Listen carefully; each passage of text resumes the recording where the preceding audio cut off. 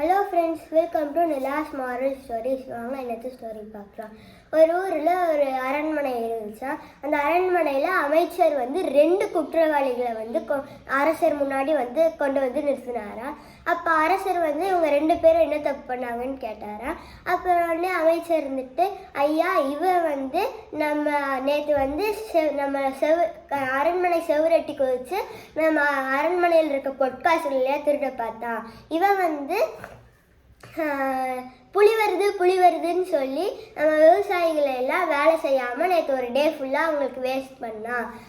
இவங்களுக்கு என்ன தண்டனை கொடுக்கறது அப்படின்னு கேட்டாரா அமைச்சர்.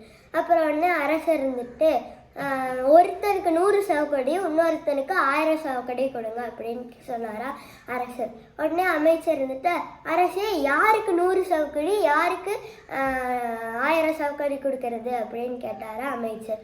உடனே அரசர் இருந்துட்டு, நம்ம அரண்மனை திருட வந்தனுக்கு 100ம், புலி வருதுன்னு சொல்லி அந்த விவசாயிகளோட டைமை வேஸ்ட் பண்ணவனுக்கு 1000மும் கொடுங்க அப்படின்னு சொன்னாரா அந்த அரசர் அமைச்சர்கிட்ட.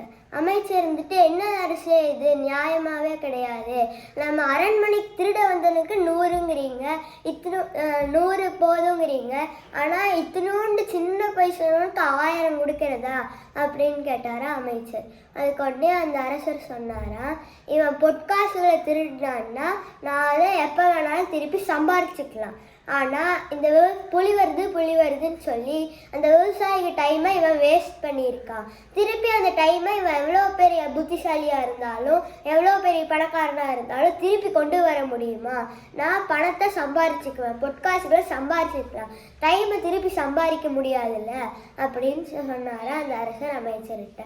So moral of the story என்னன்னா, நம்ம எப்போவுமே யார் டைமையுமே வேஸ்ட் பண்ணக்கூடாது.